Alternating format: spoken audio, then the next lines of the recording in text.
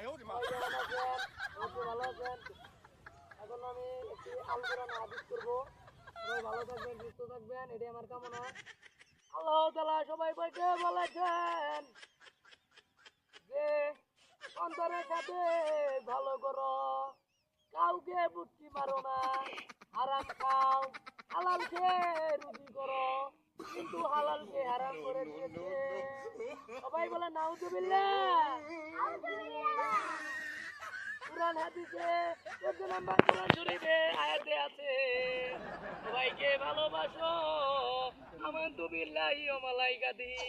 এর মানে হলো সবাইকে সবাই ভালোবাসো এবং সবাইকে সবার সাথে স্নেহ করো, হারাম খাও, হালালকে সরিয়ে ফেলো। সবাই বলেন নাউজুবিল্লাহ। কথাটি কি ঠিক? হযরত মুহাম্মদ সাল্লাল্লাহু আলাইহি ওয়াসাল্লাম বলেছেন কুরআন শরীফের 20 নম্বর আয়াতে আছে কুল হুয়াল্লাহু আহাদ আল্লাহুস সামাদ। এর অর্থ হলো